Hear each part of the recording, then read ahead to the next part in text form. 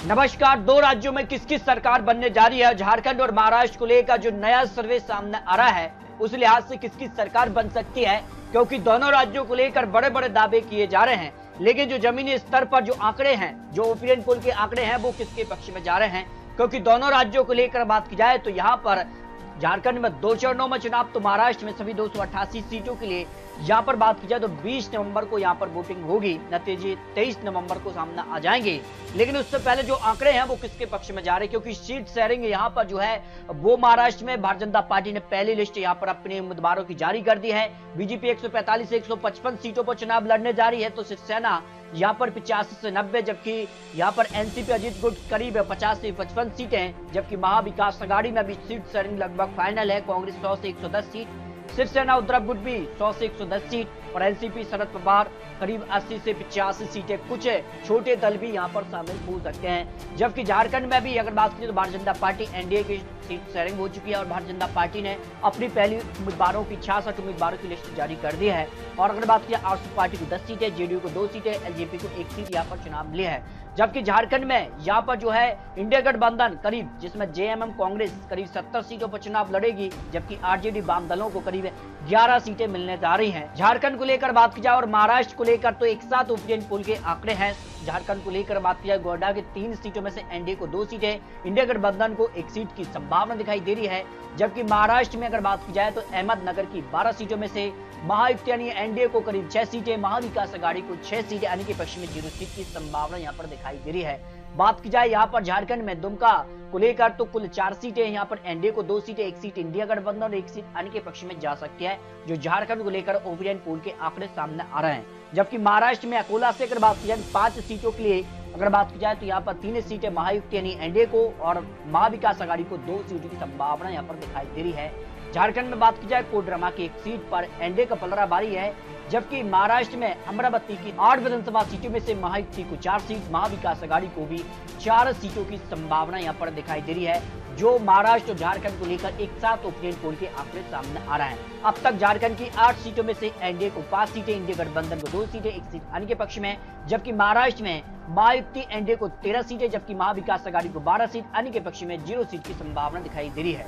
बात की जाए झारखंड में हजारीबाग की 4 सीटों में से 3 सीटों पर एनडीए और 1 सीट इंडिया गठबंधन के पक्ष में, जबकि महाराष्ट्र और औरंगाबाद की 9 विधानसभा सीटों में से महायुति को 4 सीटें, महाविकास अघाड़ी को 5 सीटें, अन्य के पक्ष में 0 सीट की संभावना दिखाई दे रही है, जो महाराष्ट्र और झारखंड को लेकर लेटेस्ट और महत्वपूर्ण आंकड़े सामने आ रहे हैं। झारखंड में चतरा से 1 विधानसभा सीट पर एनडीए का पलड़ा भारी है, जबकि महाराष्ट्र से बिड़ की 6 विधानसभा सीटों में से महायुति को 3 सीटें, 3 सीटों पर ही महाविकास अघाड़ी के बीच कांटे की टक्कर यहाँ पर देखने को मिल रही है, जो महाराष्ट्र को लेकर लेटेस्ट और महत्वपूर्ण आंकड़े सामने आ रहे हैं।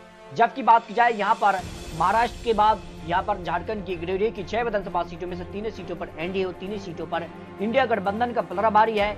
यहाँ पर महाराष्ट्र में भंडारा की 3 विधानसभा सीटों में से महायुति को 3 सीटें, महाविकास अघाड़ी को 1 सीट की संभावना यहाँ पर दिखाई दे रही है। यानी महाराष्ट्र और झारखंड में जो ओपिनियन पोल है वो काफी चौंकाने वाले हैं, आंकड़े सामने आ रहे हैं। आखिर किसकी सरकार बन सकती है? अब तक बात की जाए तो महाराष्ट्र को लेकर यहाँ पर 43 सीटों का जो ओपिनियन पोल है उसमें महायुति यानी एनडीए को 22 सीटें, तो महाविकास अघाड़ी को 21 सीटें, अन्य के पक्ष में भी कुछ सीटें जा सकती हैं। जबकि झारखंड को लेकर 20 सीटों का जो ओपिनियन पोल है उसमें एनडीए को 12 सीटें, इंडिया गठबंधन को 7 सीटें, 1 सीट अन्य के पक्ष में जाने का अनुमान सामने आ रहा है।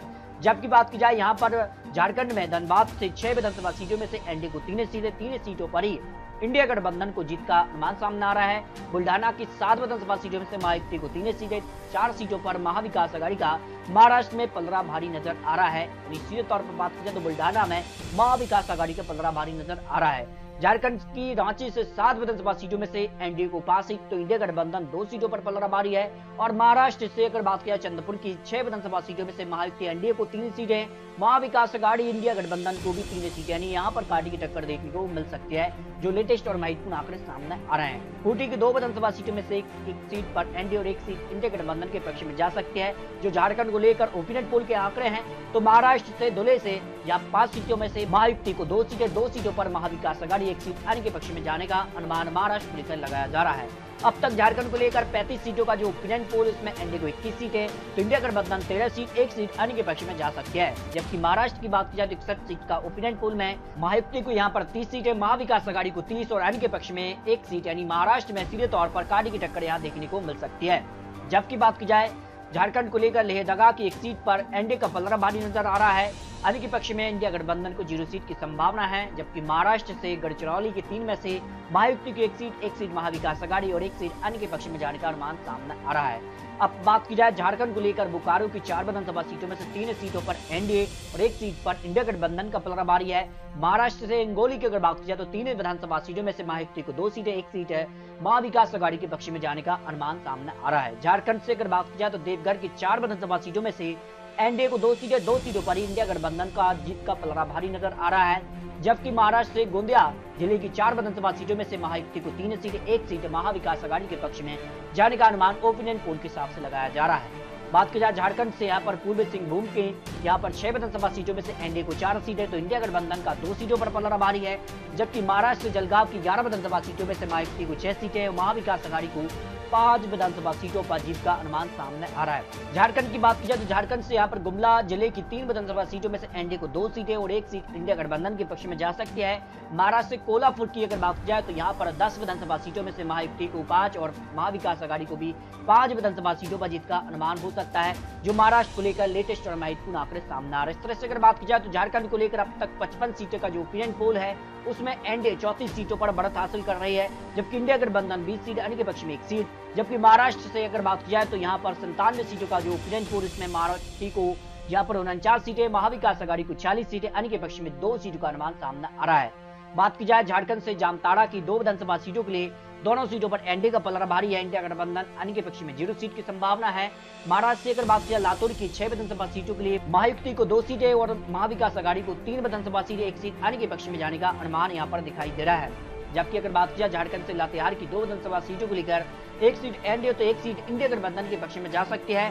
वही महाराष्ट्र मुंबई की 10 विधानसभा सीटों को लेकर महायुति यानी एनडीए को 4 सीटें और महाविकास आघाड़ी इंडिया गठबंधन का 6 विधानसभा सीटों पर पलड़ा भारी नजर आ रहा है। जबकि झारखंड को लेकर पाकुड़ जिले की 3 विधानसभा सीटों को लेकर एनडीए को 2 सीटें और एक सीट पर इंडिया गठबंधन का पलड़ा भारी है। और महाराष्ट्र मुंबई सिटी की यहाँ पर 26 विधानसभा सीटों में से महायुति को 15 सीटें, महाविकास आघाड़ी को 10 और एक सीट अन्य के पक्ष में जाने का अनुमान सामने आ रहा है। बात की जाए यहाँ पर झारखंड को लेकर पलामू की 5 विधानसभा सीटों को लेकर तो एनडीए का पलड़ा 3 सीटों पर भारी है, इंडिया गठबंधन 2 सीटें। महाराष्ट्र से नागपुर की 10 विधानसभा सीटों को लेकर तो महायुति एनडीए को 6 सीटें, महाविकास आघाड़ी इंडिया गठबंधन को 4 विधानसभा सीटें, अन्य के पक्ष में 0 सीट की संभावना यहाँ पर दिखाई दे रही है।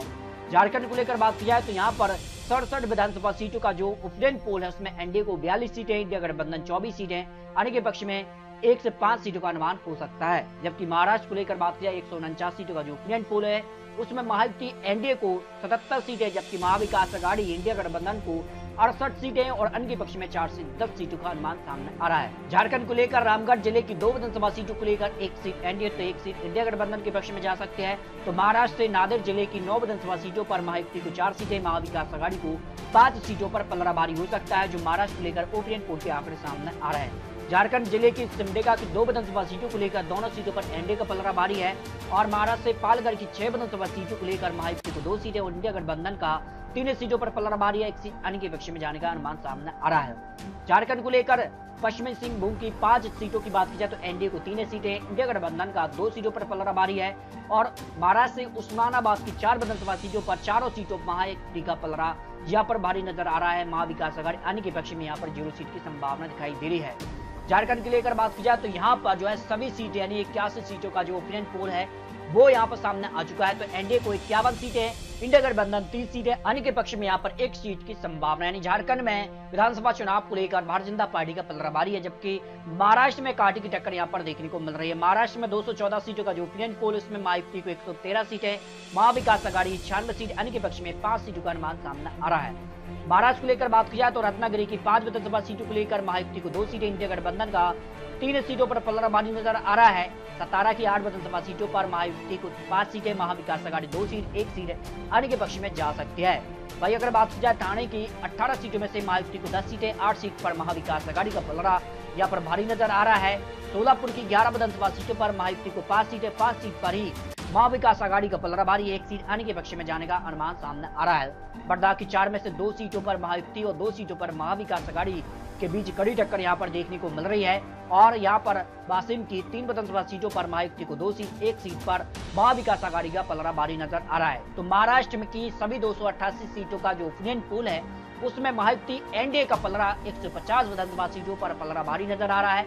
तो महाविकास आघाड़ी का 128 सीट अन्य के पक्ष में 10 से 15 सीटों का अनुमान हो सकता है। यानी जो ओपिनियन पोल महाराष्ट्र और झारखंड को लेकर सामने आ रहा, दोनों राज्यों में भारतीय जनता पार्टी यहाँ पर सरकार बना सकती है, जो लेटेस्ट और महत्वपूर्ण आंकड़े सामने आ रहे हैं, क्योंकि काफी हलचल यहाँ पर दिखाई दे रही है। फिर भी आपको बता दें ये तो चुनावी आंकड़े, चुनावी ओपिनियन पोल के आंकड़े हैं। 2 राज्यों में अगली सरकार किसकी बनने जा रही है इसको लेकर और लेटेस्ट और महत्वपूर्ण ओपिनियन पोल आपको दिखाने जा रहे हैं। आपको क्या लगता है दोनों राज्यों में क्या यहाँ पर भारतीय जनता पार्टी एनडीए गठबंधन का पलड़ा भारी है या फिर इंडिया गठबंधन यहाँ पर वापसी करने जा रहा है, इसको लेकर आप यहाँ रख सकते हैं। मिलते हैं और लेटेस्ट और महत्वपूर्ण विश्लेषण के साथ, तब तक ले जय हिंद, जय भारत।